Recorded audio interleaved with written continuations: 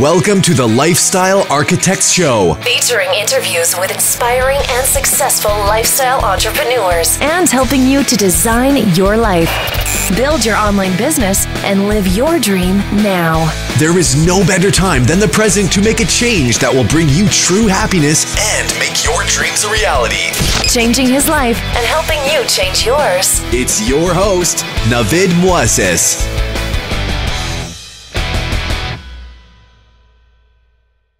Hey, what's going on, guys? This is Navid Moazzez and welcome to another episode of the Lifestyle Architects. First of all, I would like to thank all of you for the amazing support, all the tweets, Facebook messages I've been getting lately, all the ratings and reviews. That means a lot.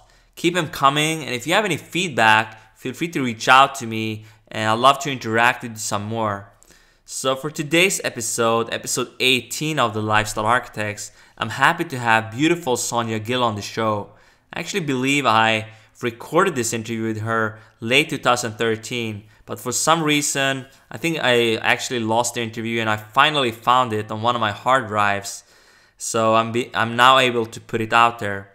So Sonia is a world-traveling lifestyle entrepreneur and language enthusiast behind the amazing company Fluenz, a tool for English speakers to learn languages such as Mandarin, German, and Portuguese with ease.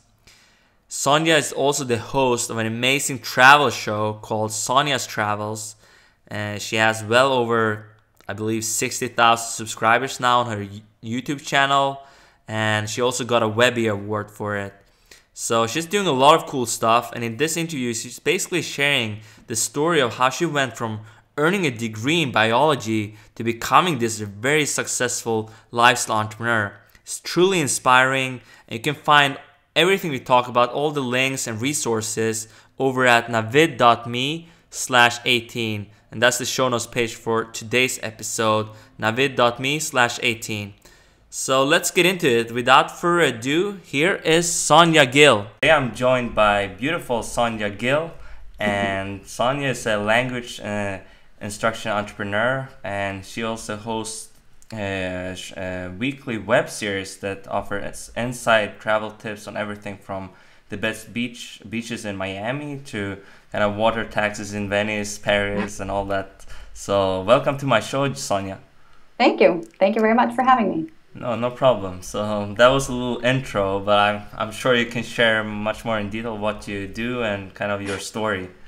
Sure, why not? I have the worst job in the world. I travel and I learn languages. Mm-hmm. Those are my two passions. I'm very interested in languages. It's just something that makes me very happy. And so I started a whole business of language instruction. It's called Fluenz, Fluenz.com. And we teach Spanish, French, Italian, Mandarin, German, and we just released Portuguese. Yep. I'm super proud of that. And our focus is to teach languages for English speakers. So it's very much targeted for English speakers and keeping in mind the obstacles that somebody coming from English would have learning French or learning Italian or any of the other ones, which means that every single program is created from scratch. It takes forever to create, but they work. Wow. And then my second passion is travel. Because of the language business, I travel a lot, and throughout the years, I've just amassed all of this knowledge about travel, and I started becoming kind of like the travel agent for my friends. And so at some point, I just said, you know what, I think I should do something about this and make it a little bit more massive instead of just emailing everybody what to do. And so I started a travel show, and it's called Sonia's Travels, and it's a YouTube channel, and that's my main platform, and I also create content for other platforms. I license my own content, and I do other content that I sell for other platforms.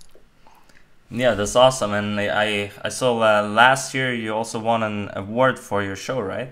I did. I won the Web Personality of the Year award by the Webby. Awesome. It was an awesome experience and a surprise, but yeah, maybe we should start a little bit the backstory, like how you started Fluenz before the web show. That was kind of you had this show to kind of grow your brand and expand, promote that. So let's start with Fluenz. How did all that start?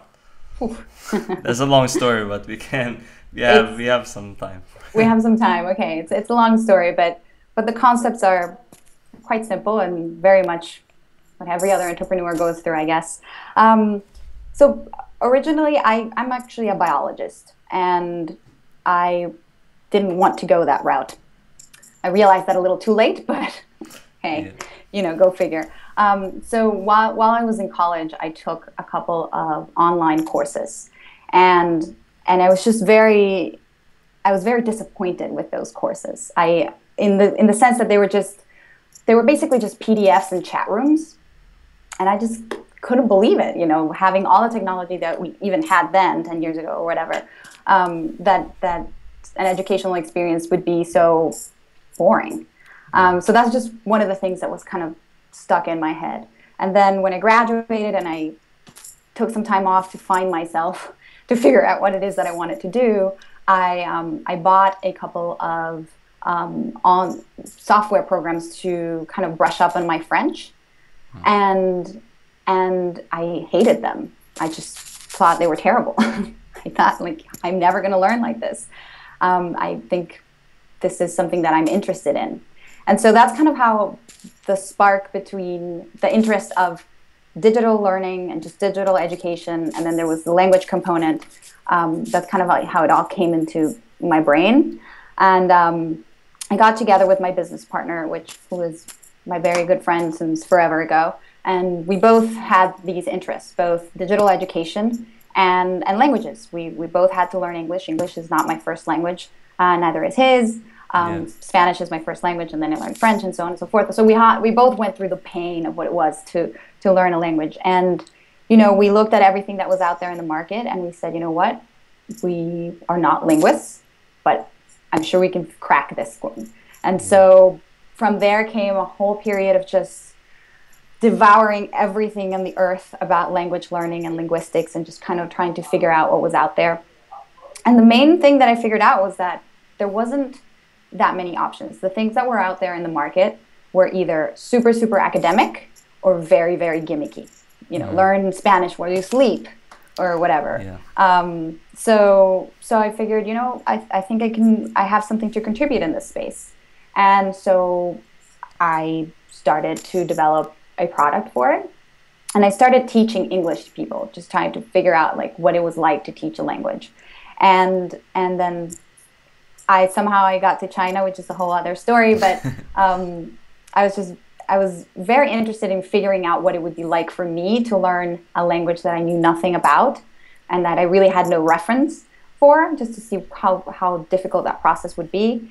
And while I was in China, I ended up staying for 6 months. I learned Mandarin, and I had a big doc of what it was like for me to learn Mandarin, and the things that worked, the things that didn't work, the things that were extremely frustrating, and that had they been explained to me maybe in a way that an English speaker would understand it better, it wouldn't have taken me weeks to get it.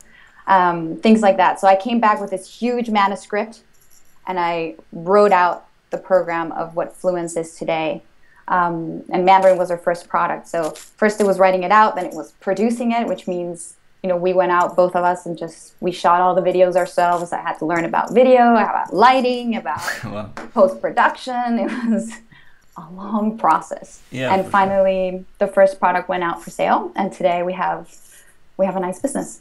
That's kind of the story. Yeah, and that's so interesting that you started with something you didn't have any knowledge about. Like Mandarin is not an I can't speak it, and I mean it's hard for even if you are very dedicated to learn it so you can teach other people. And that's kind of how, and you wanted to fix a problem. That's the main thing. You didn't find anything that suited you, and then you went on and created that product. That's great. Yeah. That was exactly a thought. And the thought with starting with Mandarin was, the only way I could prove myself, not being a linguist and not being from this space, is, if I can teach you Mandarin, I can teach you Spanish too. Like Mandarin is sure. hard. So if we could get that under our belt, then we did have a chance, and that strategy ended up working. And what was your strategy with the kind of the teaching with the Mandarin? You obviously weren't fluent. I mean, you could speak it like when you came back probably, but you weren't as a fluent speaker. You couldn't do this. Could you do an interview in it or stuff like that? No. I mean, I can do more of the basics, and I can have basic conversations. Oh, okay. I would not be able to do presentation in Mandarin. Yeah. But what people were looking for in Mandarin, at least our first product, was just the basics, and just being able to get around and to get food and not be lost and all of those things. And you can get a lot accomplished with just a few structures. And the main philosophy behind Fluenz was just to have instruction that was thought for English speakers and that was taught in English. I mean, a lot of these programs that you buy are concentrated in the concept of immersion, right? And it sounds great, and it's all about, you know, being immersed in the language. So you only hear and see the language that you're learning. That's great if you're going to be dropped off in the middle of, you know, I don't know, somewhere in China, in the middle of a province, and you're stuck there, so you have to learn to eat. But when you are at home and you've worked for 8 hours and you're going to sit in front of a computer, you know, you want results and you want them quickly, and you're an adult and you want somebody to explain things to you. And it seems like a concept that is logical, but it wasn't in any of the instructional softwares that were out there. So we decided to do it ourselves. And that's what Fluenz is about. So Fluenz is very much a classroom setting, in the sense that there is a tutor on video. Sometimes it's myself, most of the time. And I go through each lesson and each structure, and I explain it in English. Like, this structure goes here, and this is the reason it goes here, and this is how it's different from English, and so on and so forth. And of course, I go through pronunciation and all of that, and then you have exercises that are with native speakers and so on, so that you practice what you learn in the tutorial. But the main idea behind this is like to have somebody holding your hand the entire way, explaining everything, so that you're not left with the whole, why is that there? No, I really love this, because I was in high school. I was in I took French for many years actually, but I have it in the bag, like somewhere, you know, but it's not, I mean, if you don't practice it and really put it into context, it's really hard to remember. English I hear every day, even in like Sweden I travel a lot, so I get to speak it, but French is like, you need to practice it on a kind of daily basis, maybe with natives or something, to learn it, or with someone, or on the computer as well. I like the digital form. So you started with Mandarin, and that's kind of was it the backstory? You didn't start with Spanish, but that would have been easier for you since it was your native language, right? But yes, but I wanted to make sure that I came up with a philosophy that made sense. And the thing is that and a lot of the language instruction is written by people that speak the language, and that's their native language. And it's very hard for somebody who's native in a language to really understand how difficult it is for the other person who's learning. You know, because for you it seems so natural, but for an English speaker, just understanding that things are feminine and masculine, for example, in Spanish, like it just doesn't make sense. It's really, really hard to understand it. So putting myself in the position of the learner. I'm from a learner that really just had no reference to it, because I had no reference to any Asian languages. Just gave me that advantage to really put myself in the position of the user. And I think that really is, in the end, what makes Fluenz very different. Yeah, for sure. And can you talk a little bit about I know you talked a little bit about the competitor, Rosetta. I saw on your site you even have a testimonial, like someone saying you're so much better than Rosetta, Rosetta Stone, and that kind of was your marketing strategy, like create something different, and and then people who didn't like Rosetta would come to you.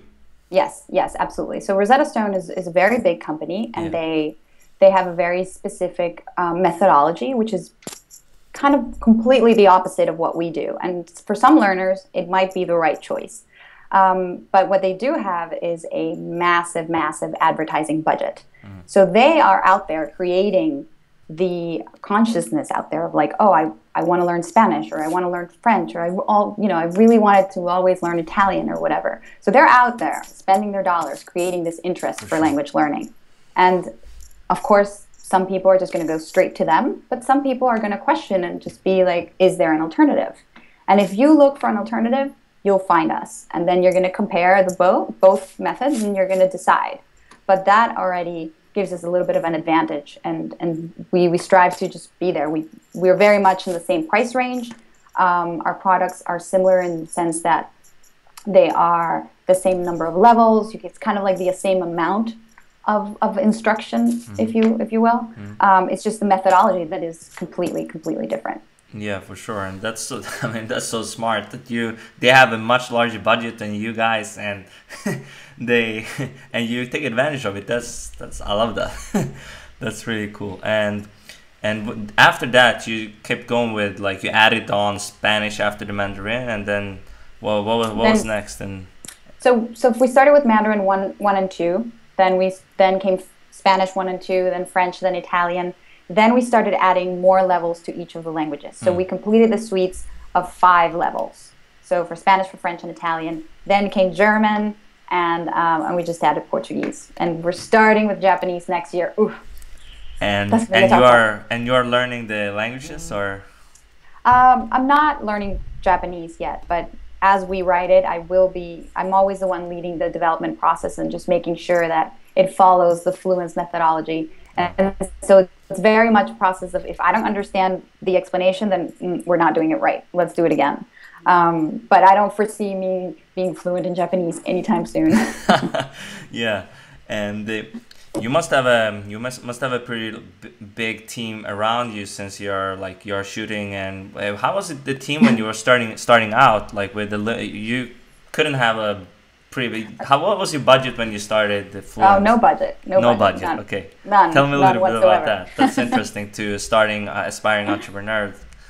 Oof. Okay, so I wrote the entire Mandarin program. I wrote every single exercise in there, and there's thousands of them. Oh, it was a grueling process. Yeah. And then I did have some contacts from China when I was there, and obviously I got somebody who's native in the language to check everything and make sure that everything was fine. But then came the production part of it, and which was, say, video and everything else. And the first videos we shot with, like, the tiny Sony camera, inexpensive handheld recorder, and we had to shoot it many times to get it right, and it was just late nights, and it was just us doing it. We found this amazing guy. He was an intern, and he was still in college and learning. He wanted to learn about production, and so he came on board, and he helped us with all of that, all those late nights. I mean, imagine that at first our teleprompter was a paper teleprompter. Like, wow. Literally, like, with the sheets of paper. It's like, no, this is wrong. There's got to be a better way. So then, like, we created a teleprompter just with a monitor and a computer, and somebody just, working. It was just very bootstrap. We did all of the video late nights, and just with one little light and one little camera. We just made sure that it looked good. Yeah. And then all of the After Effects, like all of the effects, we have a lot of effects of, like, the words showing up, and they come in a certain tempo and whatnot. It was basically just me and the intern, and we just sat there for hours trying to figure out how to put the things on screen so that it made sense. Yeah. And so it just took a long time, because we didn't have much budget, and we never went out to look for money either. We made a conscious decision to keep most of the company. Yeah. And so not to sell it off. Yeah, and then it paid off. Yeah, for sure. And that's most people, they see only when, like, now when you started 2007. Was it 2007? 2007 is when we first when the first product went into market. Okay. But all of that development was at least a year and a half before that. It took about a year and a half to create the first product. I can imagine. And that's interesting, because entrepreneurs or people who wants to start a business, they see the success. Now you have a really successful business, successful web show, and they don't see the really hard work and how it was to really start up the business. That's why I asked this. And And now you can go on and tell me how it is. What's your team look like now, and how do you go about finding good talent to work with? I mean, the hardest part is finding great team members, and we are all about the team and just finding people that really mesh with the way we think and the way that we attack problems, which is not necessarily the most conventional way. So that is the hardest part. But the good thing is that generally when we find somebody that really, really goes well with us, they end up staying with us forever. So that's the good part of it. Yeah. I have the most amazing content team. We have an office in Barcelona. Perfect city to have an office. Sure. And that's where most of my content team is. So that's everybody that is on board and on track of the language part of it. So there is 1, 2, 3, 4, 5, 6 people in that team today. And that team grows as more languages are added, and it grows and then diminishes again. Like as a new language is being written, then a few more people come into that team, then one person stays for the language, and then the rest of people go. So that's in terms of the content. Then there's a whole team of video production, because all of these languages require a lot of video, and that's a team that is in Buenos Aires. They're also fantastic, and they've been with us forever.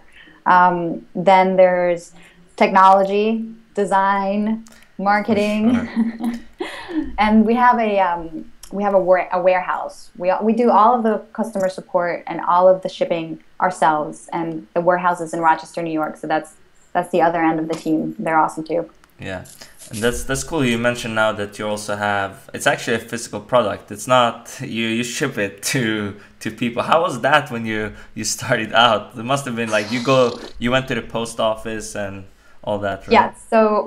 And when did you get it? Like from that you must have, like when you got the first sale kind of, and then did it take off right away? How was that process? No. It took a long time. It took a long time. We thought that it was going to be right away. You know, we were so proud of our product. Like, oh my God, this is so amazing. You know, we're going to send this to somebody in Amazon, and they're going to see it, and they're going to want to sell it right away. That never happened. That took a while. But in terms of the shipping, we got a good friend of ours who's in Rochester, who today is the one that leads it takes care of all of the shipping. And he basically started at his basement, like, hey dude, you know, we're gonna start this thing. We are not sure how it's gonna work. We sent him the boxes, and he kind of put them together, and we worked together, and it was very, very manual. Like, here's the first sale. Okay, you would print out the label, put it on. Sometimes we sent the wrong thing. Like, it was a learning process. Yeah. So that was that part. And then when we got the first sale. After we turned it on, and we would just sit there and wait and see if people were coming into the webpage, and nobody came. There was a whole period of just contacting anyone out there who was willing to try the product. And I just spent months, and I have those lists in Excel of just finding bloggers of all sorts. Like, it didn't have to be just language, because there really aren't that many language bloggers. But just people that were interested in lifestyle and travel and whatever and anything, and just contacting them and emailing them. And out of 20 emails, maybe I would get somebody who replied, and maybe, half of those times it was somebody who actually wanted to try out the product. Yeah. And we just kept at it. And eventually some of these people did start writing about the product, and eventually the word did get out a little bit, and we got our first sale, and then our second sale, and then our third. And then little by little, it took time, and it was really just word of mouth and just ourselves going out there and just putting the product in people's hands, however possible. No, it was kind of an organic process. And then then people, maybe word of mouth, they say it's good, and then they slowly took off. It was slow. It was never a huge peak. What really did make a difference for us, though, was Amazon. Once Amazon started their Seller Central program, which they didn't have when we started. You couldn't just put up a product on Amazon. That really did help us. And we do focus a lot on marketing within Amazon. Eventually they did pick up the phone and call us. to pick up our product, and now they actually deliver it themselves and whatnot. But it took some time. But that really did make a huge impact, just because within Amazon there was just it was a whole ecosystem. Yeah. And I mean, back then it was easier to position yourself within Amazon, but we know our way around, so we managed to stay up there. Yeah, now you're positioned like kind of next to all. I think I did a search, and I think you're positioned like next to all the other like Rosetta Stone and all that in Amazon, and that's good that's what you wanted originally. And that's what I want. What I want is that when people search learn Spanish, we show up, and usually Rosetta shows up, we show up, and then there's other products that show up as well. But that's the focus, just the main keywords where people are already thinking about purchasing something to learn a language. If they're searching for it, they should be able to find us. Yeah. And that's it. That was the main key there. Like, try to find a way so that when people type the words learn plus language, we show up.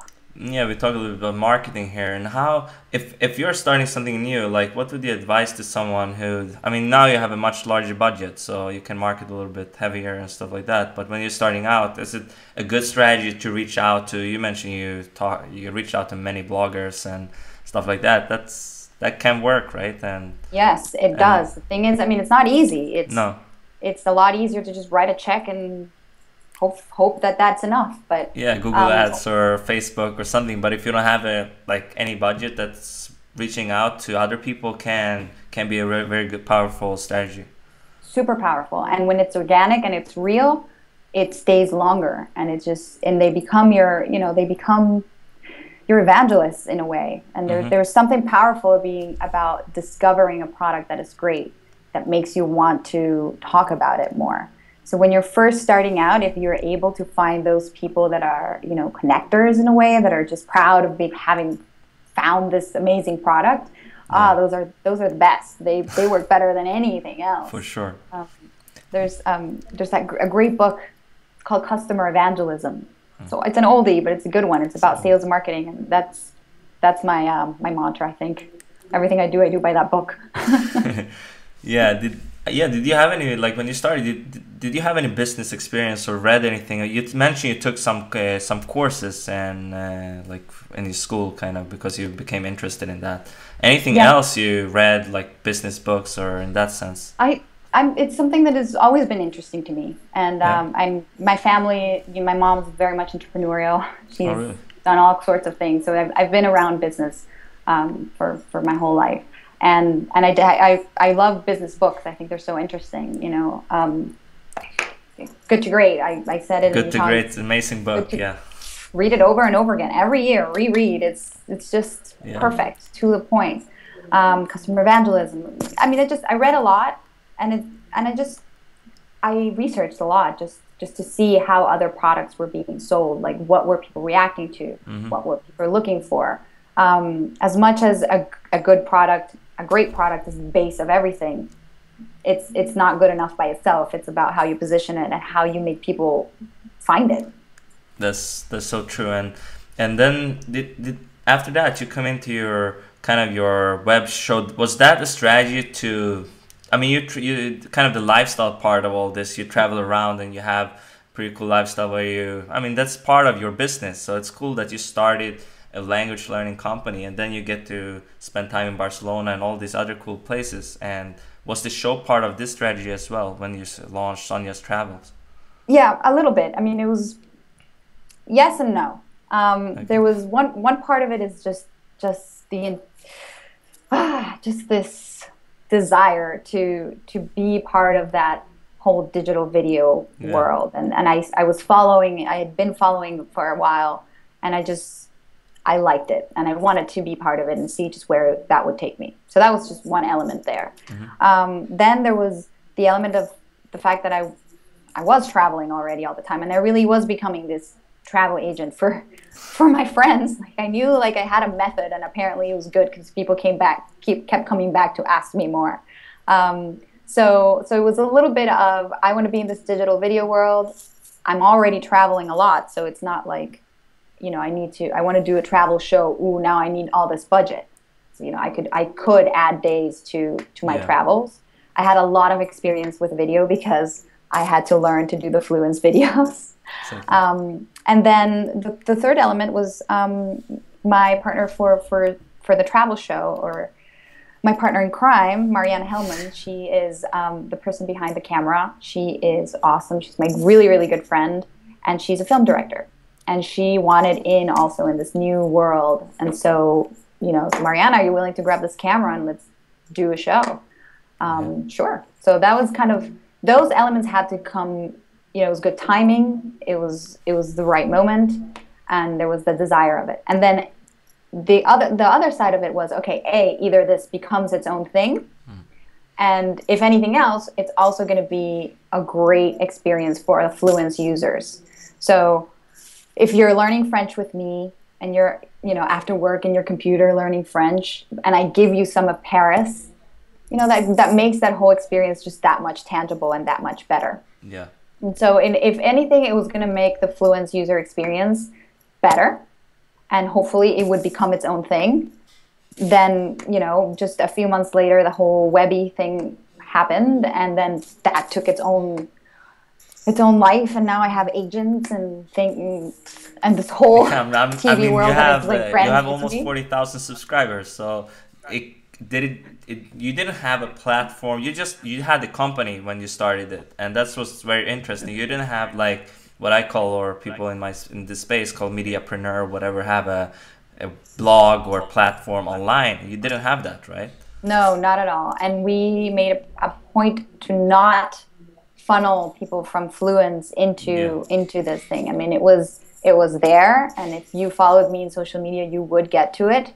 But I wasn't pushing that content to my Fluenz users. Yes. And I just basically to A, not be naggy, and B, to see if it could take a life of its own. And it did. And again, the growth is slow. It's not one of those mega YouTube hits that are 800 million whatever in 2 seconds, because the content is older and it's more professional, and it's a little bit timeless.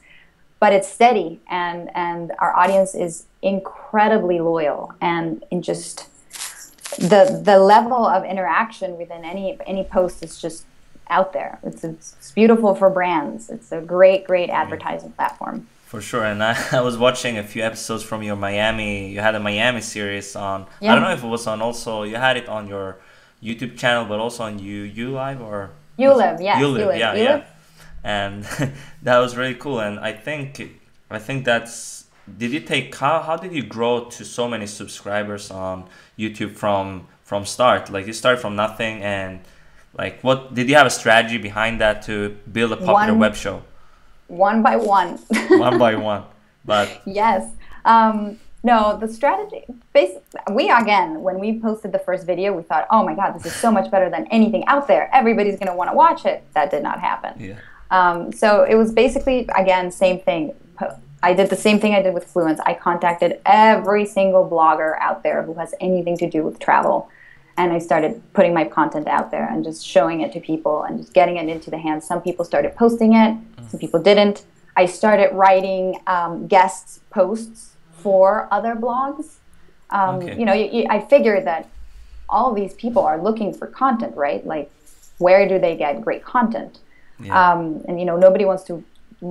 Writing a good blog is a lot of work, and if you can get somebody to write great posts for you, then that's a plus. So I kept offering people, like, you know, if you want, I write a post for you. Can I put my video up there? This and that, and that helped. So that got me known within the travel community, and that's how I got to know everybody within the space, and that's how the content started moving along.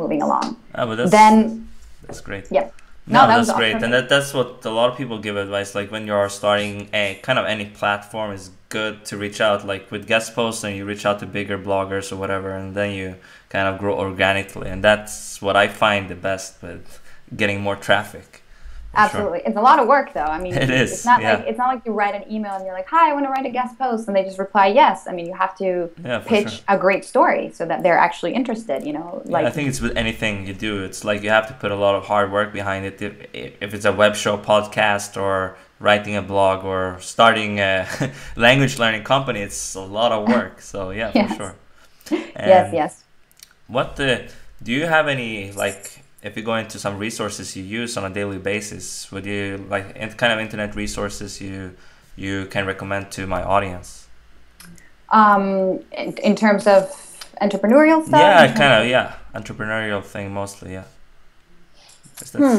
I have to say that I don't frequent entrepreneurial sites often because I meant more like tools or something you use in your business to manage things and. Oh, okay, sorry. Yeah, because when I read too much about other businesses, I get confused. Yeah. You know, it's like, where's my focus?